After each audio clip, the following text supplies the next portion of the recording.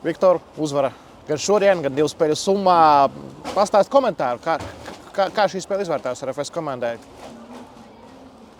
It kā mēs uzvarējām 4-0, bet nevaru apgalvot, ka bija ļoti viegla spēle. It īpaši pirmas 20 minūtes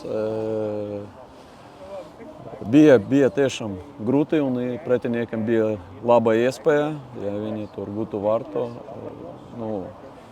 Sapratām, ka būtu grūtāk, bet kopumā čali malači, tas 20 minūtes mēs adaptējamies un arī pretinieks pamainīja drusku viņu izvērtējumu, gatavojamies citam. Un kad mēs to visu sapratām, ka viss kļuva labāk un, protams, pirmie vārti bija ļoti svarīgi šajā spēlē. Un tas pēc pirmā puslaika jau galvenais bija, lai nebūtu dzelteno, lai nebūtu savainojumu, tā pabeigt spēli, lai visi būtu ierindā nākamās spēles. Vai arī mentāli gatavoja komandu, ka tieši spēles sākums var būt tas smagākais, ka viņi metīsies uzreiz virsū atspēlēties? Jā, protams, mēs par to runājam, bet čali viņi arī to visu labi saprata un saprata tieši tās komandas un valsts čempionāta specifiku.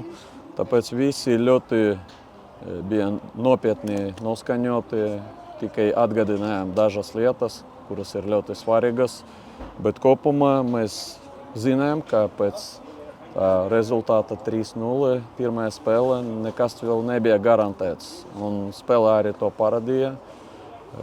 Bet vēlreiz gribu pateikt labus vārdus spēlētājiem, jo tā var gadīties jebkura spēlē. Un tev arī ir jāpastrādā aizsardzība tā, lai pretiniekam nebūtu labu iespēju.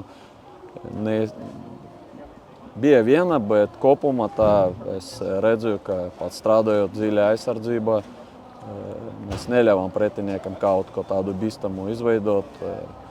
Un kad jau paņemam bumbu un varējām labāk presingot, saprotot to formāciju un mūsu funkcijas jau aizgāja daudz labāk.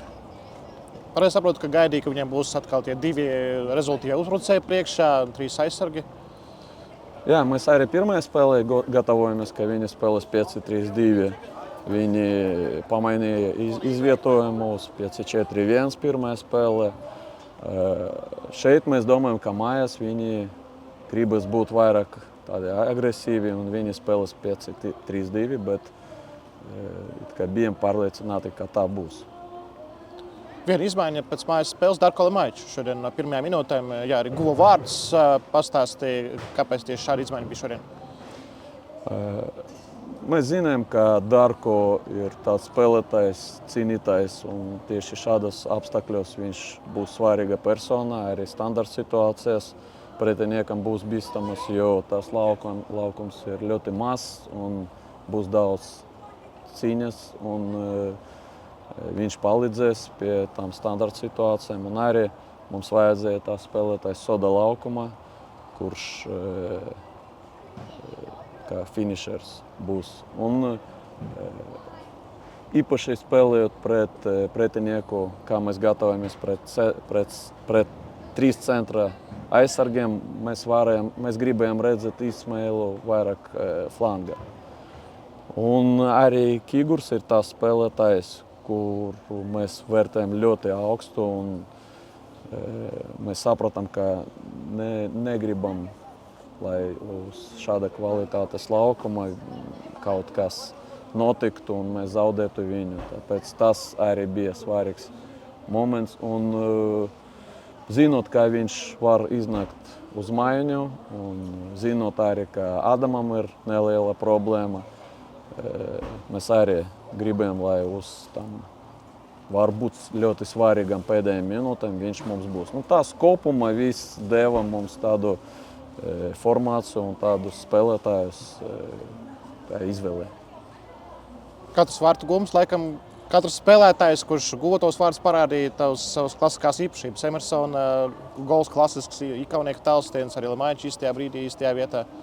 Kā būtu vērtē? Es domāju, ka lieliski vārti.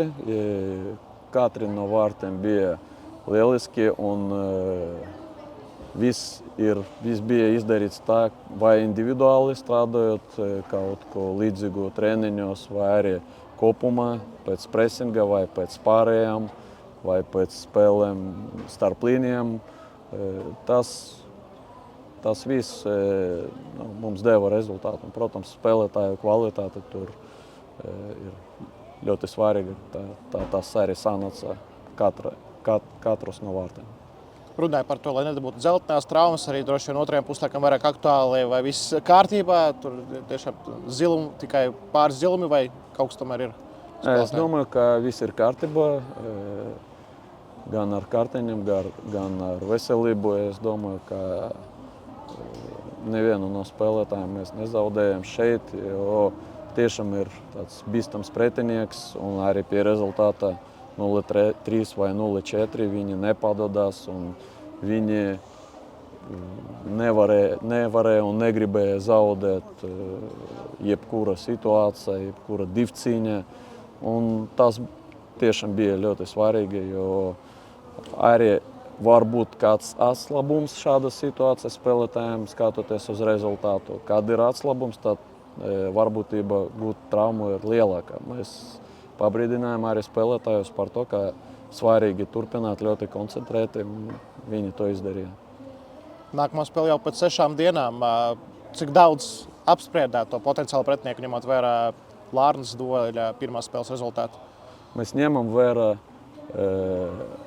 ka mums ir spēle pret Lārni, un tāpēc ne ļoti daudz mēs runājam, bet, protams, ka gribas kaut ko zināt vairāk un vairāk, mēs kaut ko pačekojam un pilnvērtīgi gatavosimies tikai no šī vakara.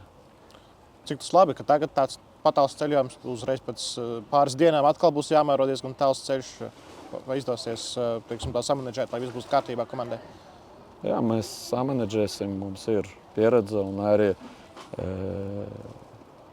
pavasarī mēs spēlējam ļoti daudz spēļu, un tas bija ļoti svarīgi, lai sagatavotu spēlētājus katrai nākamai spēlei.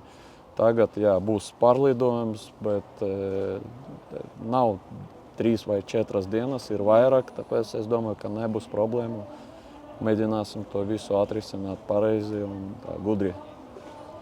Un vai tev pašam bija pārsteigums, nezinu, negaidītu saprast, ka Latvijas klubi pirmo reizi kopš 2009. gada pārvarēja Champions League kvalifikācijas kārtu? Vai tev varbūt šis fakts šķita neticams vai tieši pretēji likumsakarīgs? Es to uzzināju